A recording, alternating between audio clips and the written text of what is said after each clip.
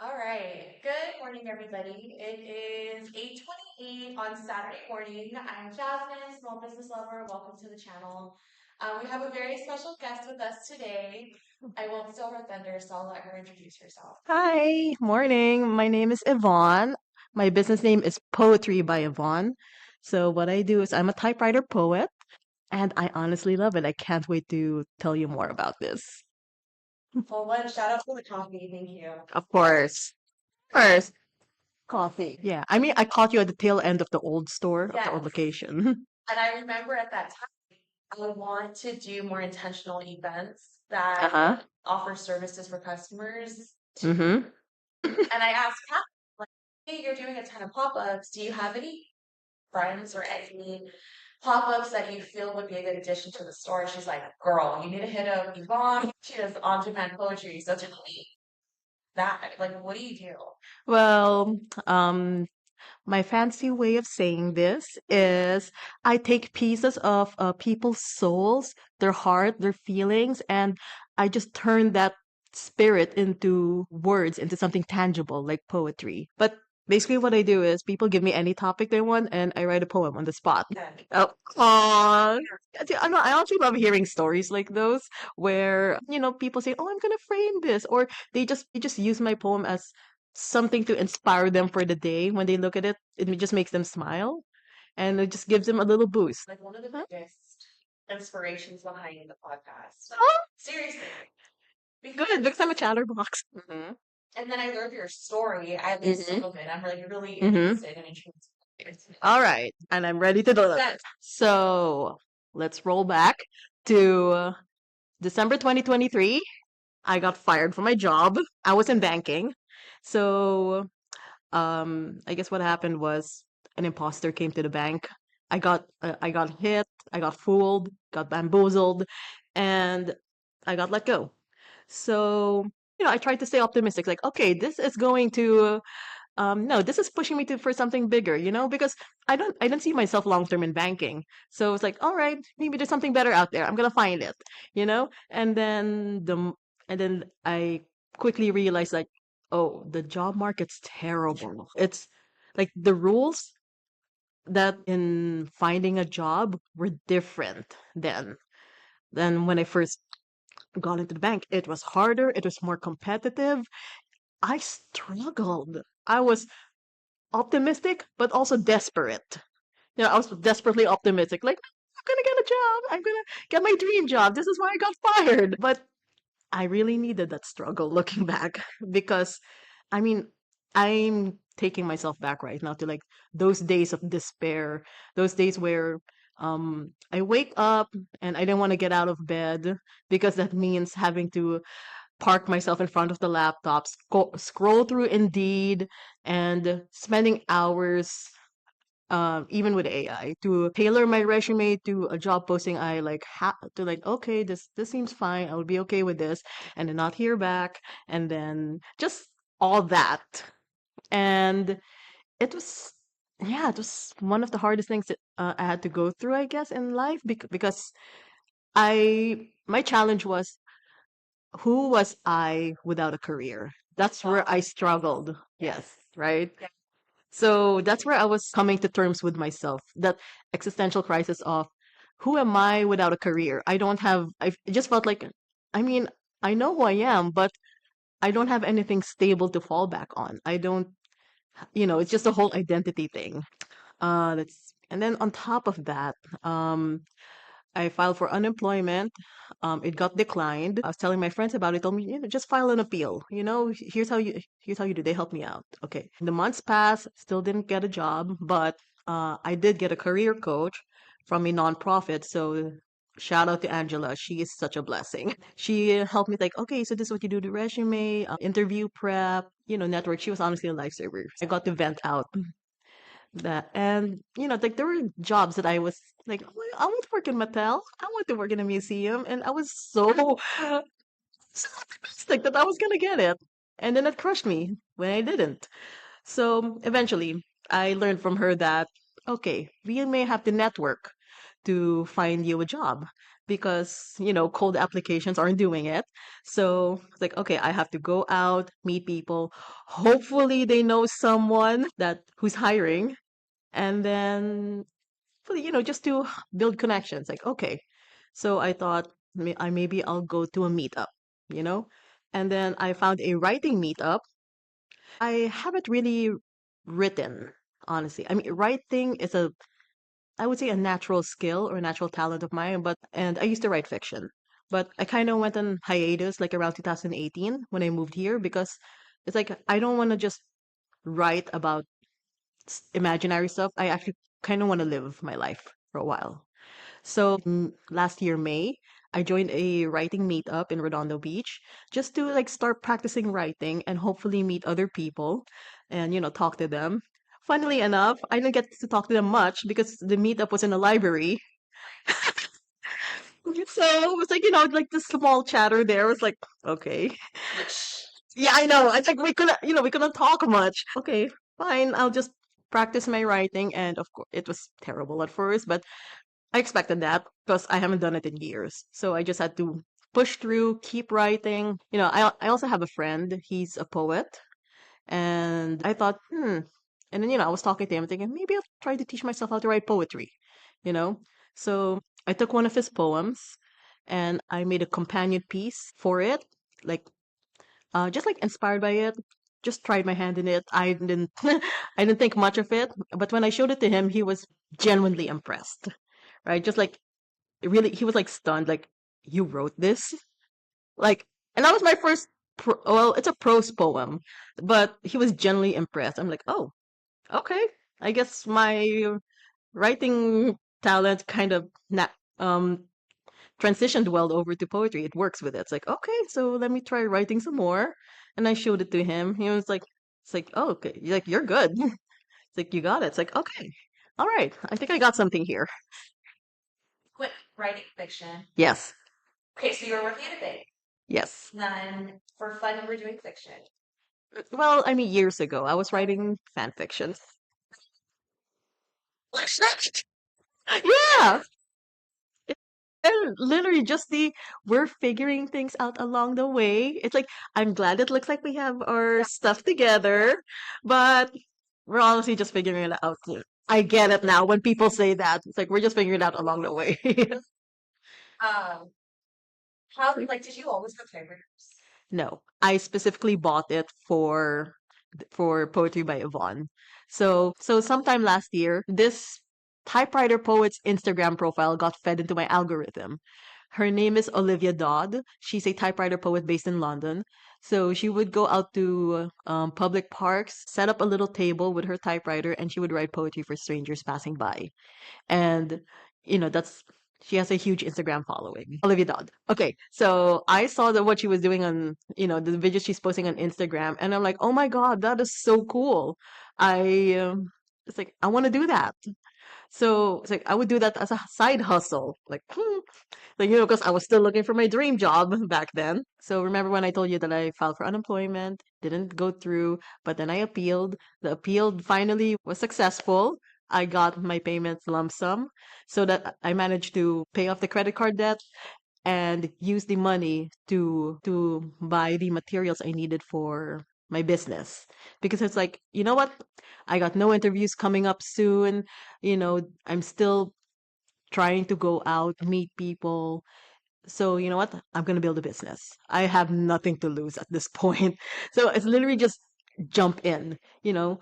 So you know how people say that, oh yeah, I'm planning to start a business, but they're just like stuck in the preparation mode, the ready mode, and they just never like actually do it because the anxiety and fear is still high up and they're just like waiting you're just like waiting for it to lower a little just so you can all right go for it. Letting you know, it never happens. Just do it. No. Yes, like the wall of fear is never going to come down and you're never going to be ready. So you just have to do it. Jump right in. So I bought my typewriter on eBay, not this one, my Underwood, the other one. And I got a teeny little side table from home. I brought our dining chairs to the market. And It was so funny because I remember how terrified I was in applying for my very first market. I mean, it was so funny. It's something that's just so normal to me, like something I can do like while laying in bed, like half asleep, apply to the market. I was so terrified to apply for that for my very first market. And then, so basically, my goal was I'm going to start a business so I can go out and meet people while doing something that makes me happy, that could make other people happy because I really believe that will attract the right people to me because otherwise it's like I'm relying on fate and destiny and mother nature for them to bring me the right person who will grant me employment, and hopefully it's employment that I will like in an industry I would be interested in. So it's like, okay, poetry, writing, let's do something that makes me happy and maybe I'll meet someone. And turns out I was I built that because I was looking for my dream job. Turns out this was my dream job. So yes, I thought like it was yeah, it was just all along. Just going out and meeting people. And oh yeah, my very first market, I was also terrified while setting up because all of these other vendors have really nice looking booths. They're established, that's fine. And then there's me, my teeny little table, my huge umbrella, and then just like a little scrap of fabric too as a tablecloth. And then back then it was that table could only fit one typewriter, a business card holder, and my lamp. I did it. I did it. That's the thing. We all start out scrappy and raw and messy and nothing to lose. People walk into the store and they're like, "Oh my God, it's beautiful." I'm like, "Girl, you have no idea where I started." No way. You started with a scrappy little table full of handmade stuff. Also, and then when I was setting up in my first market, I was looking at the other vendors. They had these really cute QR acrylic signs for their QR codes. They had, just a really nice setup. And then I literally had a clipboard with my QR. So, but Keep it original. yeah, yeah, keep it authentic. So, yeah. So, I mean, I just want to say that you're never going to be ready if you're thinking about selling something, if you're thinking about pursuing a dream, any dream, but you're just scared, you're just paralyzed with that fear. I'm sorry to say that wall of fear is never going to come down. The best you can do is raise your level of bravery, your courage, and get over that wall because the wall of fear is never coming down. You just have to get over it. Do the thing. Yes. Like, I wonder, like, were you ever contemplating leaving the bank before that happened? Yes. But I wasn't going to quit because, girl, the benefits were good. Right. I read this really interesting article Mm. from a life coach that said, money is what you make it. Yeah. It is. The emphasis, the importance that we put on money Mm-mm. makes us slaves to a paycheck every 2 weeks. Yes. And that paralyzing fear of like, oh my God, it's never going to happen. Like now that I'm out of it, I'm like, God, I was like so scared of losing this paycheck every 2 weeks. And I was really willing to sacrifice everything for it. Like my time, most importantly, my Yes. family, time with my family. And now it's like, I don't know if I could ever do it again. Same. Because I have such different perspective where I'm like, there's so many different choices. I know it sounds cliche, but it always works out. It always works out. Mm-hmm. I saw your aura, girl. In your aura photo. You're good. You're getting there. But it's normal to have those thoughts, I think, especially when you walk away from the quote unquote like normal life that you're supposed to have. Yeah. And I think that's why like this is so important. Like, these conversations that we're having Agreed. are so important because like social media is not real. We're all comparing ourselves to someone else's highlight reel. Like sometimes I'm like, God, am I crazy for leaving my job? I think you're crazy if you stay somewhere where you're not happy. Yes. I mean, I totally get the stability. It's comfortable just knowing that there's a paycheck coming through every month and you don't have to worry. But I think now that I'm out of it and now I have a small business, it just seems so much more exciting that any opportunity can come your way now. You're just so much more open to receiving any crazy, unimaginable opportunity. Like, okay, I do typewriter poetry. And then, but now it's like I'm open to, well, what if this crazy thing happened that's going to give you a lot of money that you wouldn't have gotten otherwise if I stayed in banking? But oh yeah, to answer your question, I did think like around my third year of banking, I wrote in my journal I want change because I realized that um they were working me towards the next position up, but I was thinking I kind of don't want it because there was no creative outlet in banking at all. And part of my identity is being a creative. I mean, the banking was a nice, stable job, but I also like doing something creative on the side. So back then, I used to teach a beginner pole dance class. Yes, yes. Yeah. So yeah, actually love pole dancing. I'm not really active with it right now, but yes, good enough to teach a beginner class. What I also loved about pole dancing is it inspires people. So that I've seen women like from their very first class and then like 3 months in, they're just so much more confident. They're more in tune with their body. They're connected. So I think that also that was a clue to what my life purpose was. It's that I wanted to inspire and uplift and just, you know, bestow wisdom to people.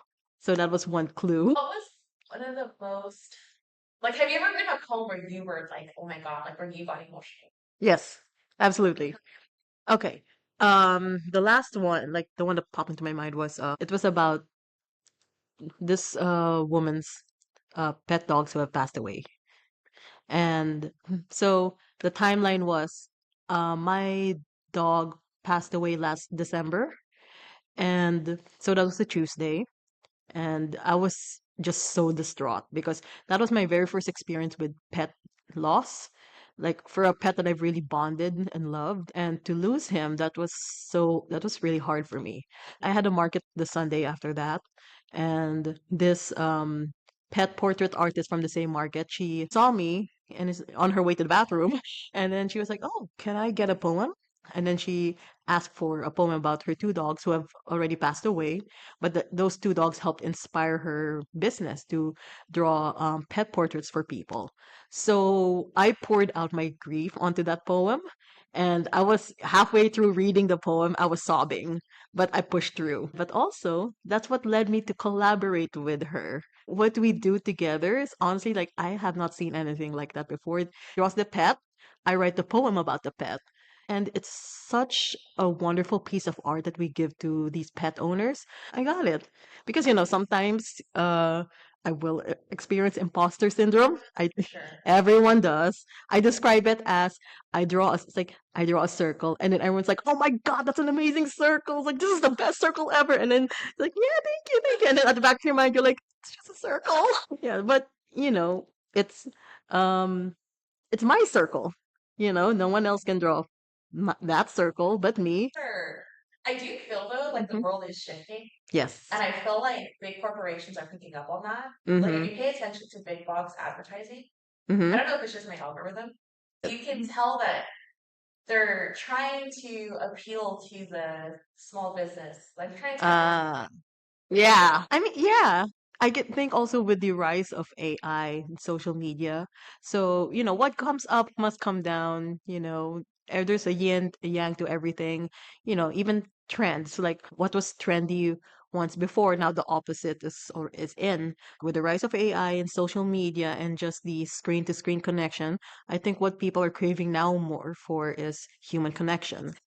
It's the authenticity and like what you feel, you can't fake that. and I feel like with these, the trade off was connection. Yeah. And with things like AI coming up, like, is it a tool? Absolutely. But there's such a fine line of it like being a tool Hmm. and it being something scary. Yeah. And it is, I think, the silver lining is that as humans, like it is our nature. We're not meant to be cooped up for 4 days alone. We're Hmm. meant to interact with each other. Yeah. And Yeah. I feel like that's why so many people love the shop. Hmm.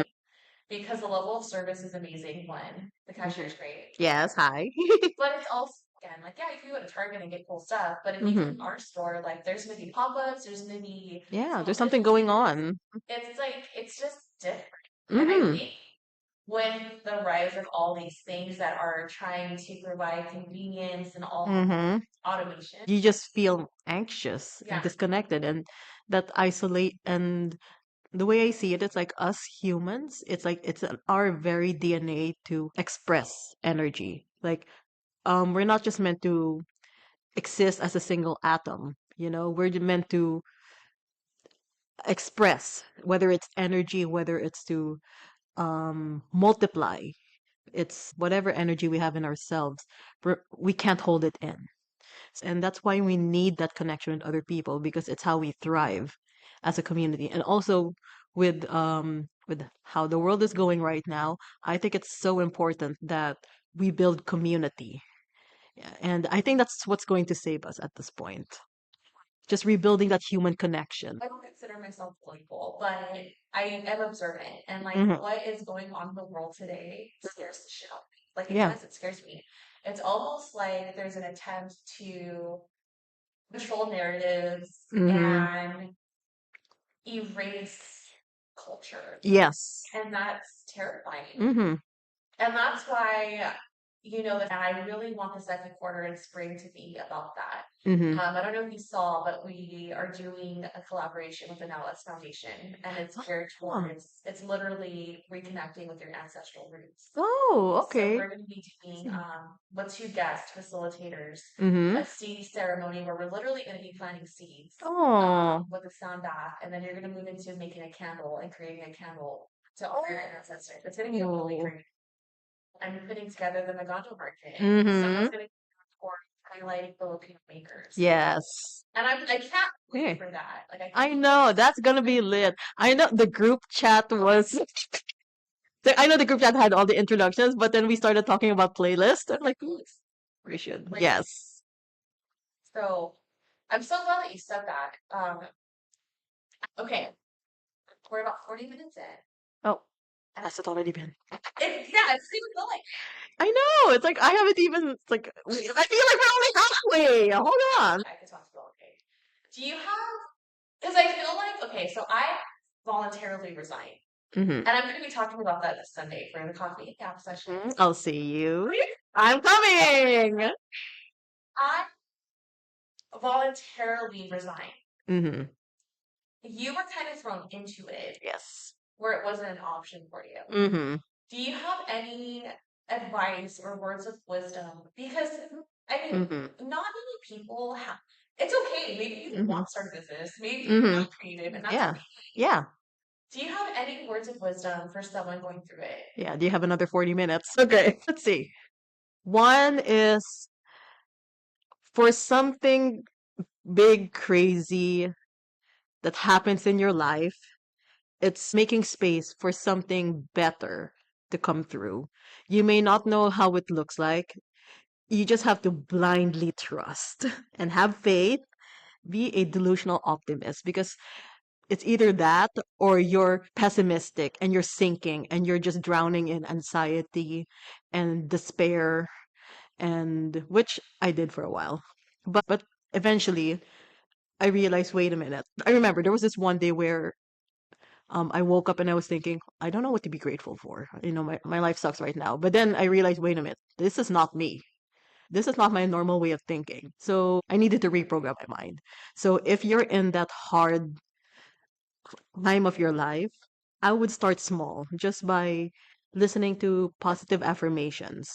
I would go on YouTube and play videos, repeat. And it may sound cheesy and cliche, but I was ready to do anything to change my perspective. I needed to reprogram my life, reprogram my way of thinking. So it started with the positive affirmations. Then it started with fixing my money mindset. I realized I didn't want to believe that money is scarce.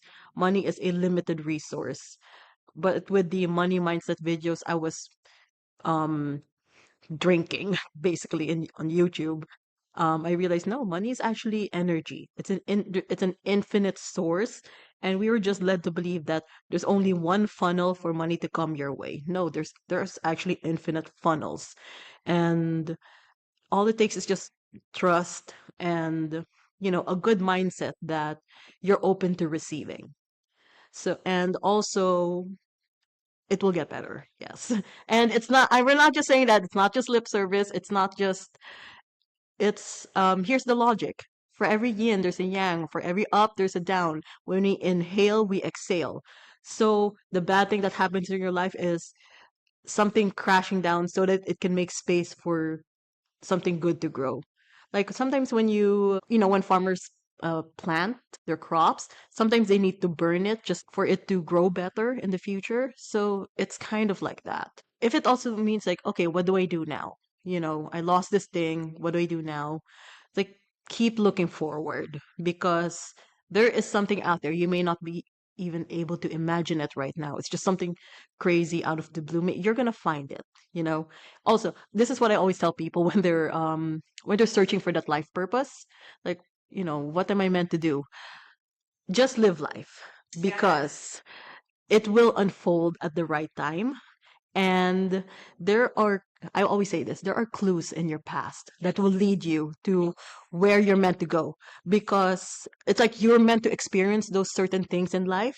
And it's just even the small innocuous things that will lead you to where you're supposed to go. Like, I realized that my market experience um, it was quickly gathered because one, I've experienced retail. I used to work in a bookstore in the Philippines. Actually, I used to manage the second largest bookstore in the Philippines. I'm just gonna say that. I know. Yeah. If you ever need someone who knows how to manage a bookstore. I'm telling you. I'm telling Wait, I want to ask you what clue in your past led you to this? So my mom collects Coca-Cola antiques. And growing up, we would go to antique stores with her. Mm-hmm. And I love my mom so much. And I look back at that time and it's almost like she was planting seeds for me. When she talks about antique stores, she talks about the feeling it gives her. Mm-hmm. She just feels home, she feels safe, she feels warm. And I feel like that was gifted to me through her. And I grew up in retail. I know all the things. That's why I started my little consulting business because I'm like, as I meet these small business owners, it's like I see so much potential in everybody. And I'm like, Mm-hmm.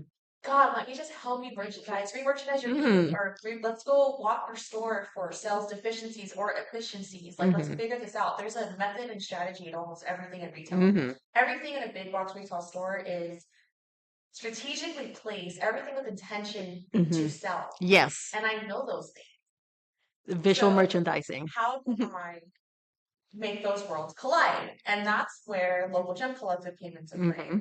Because I'm almost doing everything I love. So when I was doing pop-ups, like, yeah, I'm a creative, but like, I'm not creative in this way.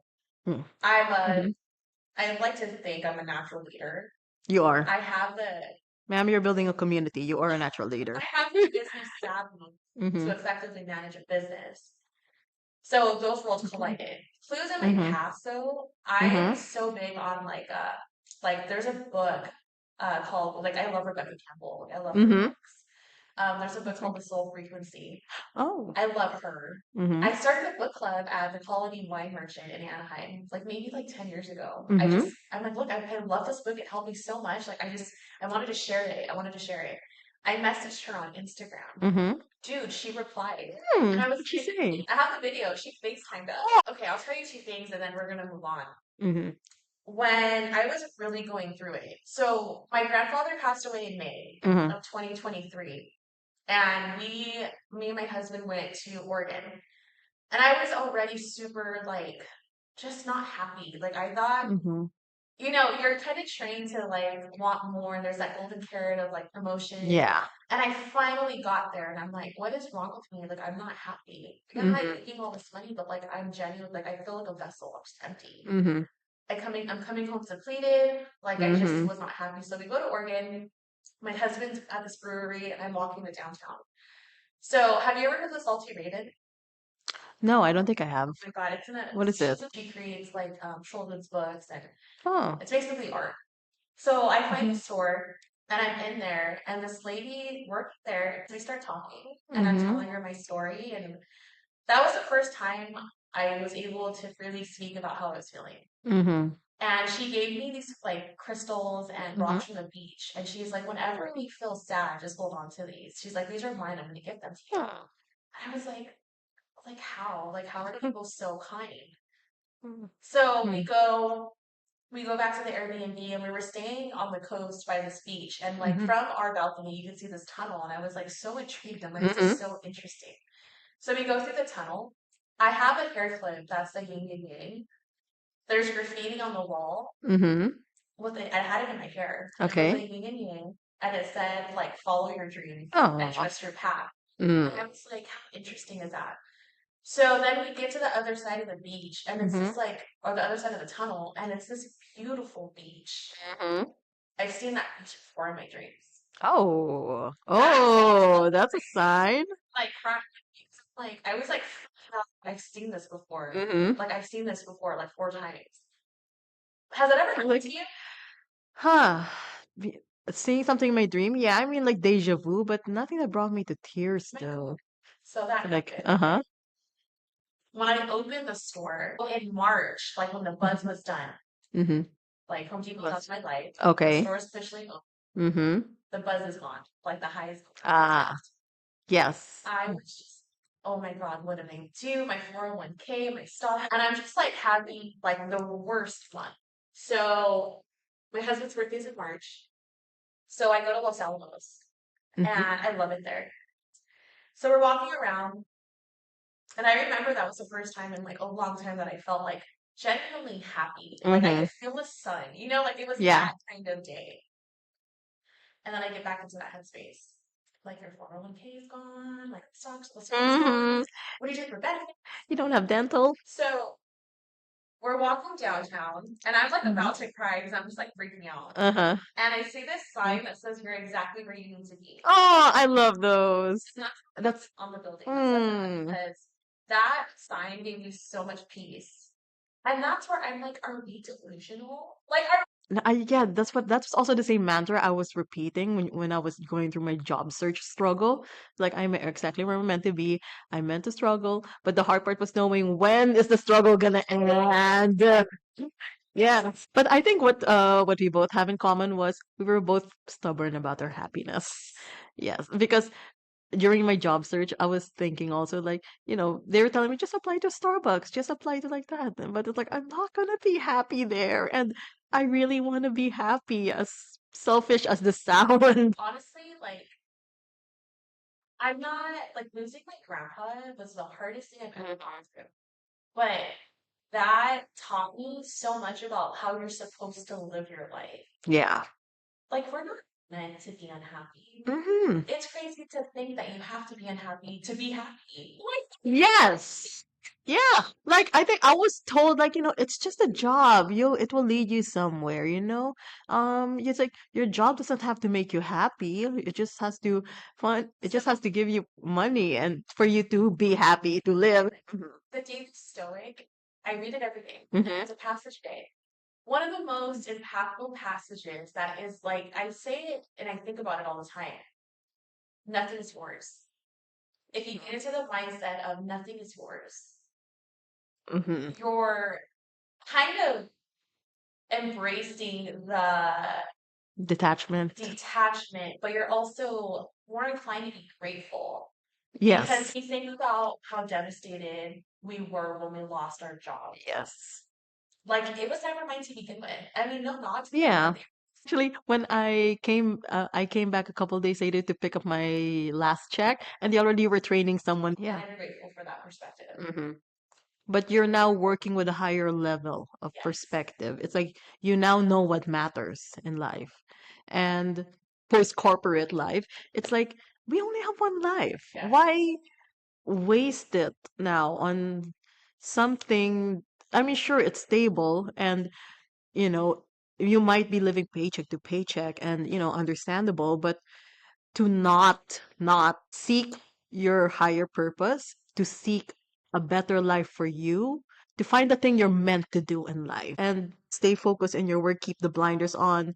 No, I have work to do. I can't think about those anymore. It's just a dream. It's like, no, I think we all have a calling at some point, and it looks different for everybody, but to actively not seek it because you're choosing to be comfortable in your box.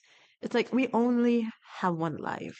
And even and like the world is changing right now. Perspectives are shifting and even just the collective way of thinking. It's like, this system's actually not working for us. We now want more community. We now want more authentic connections. Even like the dating world, with all these games. Girl, glad you're out of it. I know. So, yeah, that's another thing. Peace. Just finding your peace. I was doing my poetry thing at this art gallery, and to be surrounded by art created by humans, to be surrounded by other creative people, I found myself. I came home to myself. I was crying home on the 110, sobbing all the way through because because I was so overwhelmed and relieved that I found myself. It's like I not just found myself. It's like I pushed away all the fluff, all the shields I was carrying, just all the extra stuff, and then I found the little girl in me. It's like I came home to her. I figuratively hugged her and said, it's like, "Oh my God, it's been us the whole time." And I think this is what we're supposed to do. It's like I can't explain it, but it's just what does it feel like to come home to oneself? It's that turning inwards and finding that piece of yourself that's pure you, without the insecurities, without your hang-ups, without it's like, yeah, it's just without all the extra stuff that you put on for yourself to face the world. It's like you're taking out the drag, you're taking out the hair and makeup, you're just finding you and seeing that um the purest form of yourself before the world tried to shape you into what you're supposed to be. And I called it also, I was putting shields up, these person I put up these traits around myself because I had to survive the world. But then taking it all away and just seeing the little girl in me, seeing me, it's like, all right. It's like, okay. So figuratively, I took her hand and said, let's do this. We're going to do this. We have. See, I told you, I am a talker. Mhm. Also, just want to say, it's like, so listen, I'm a Gemini sun and a Leo moon. So this podcast episode, it's a gift, girl. You're giving me an hour to talk about me and about something that we both love. It's like, girl, it's a gift. Well, it ends today by showcasing your talent. Hmm. And I would ask that I think I want a poem Okay, about this. about this podcast, about okay. So we're gonna like a different time. Mm-hmm. Let's do it. All right.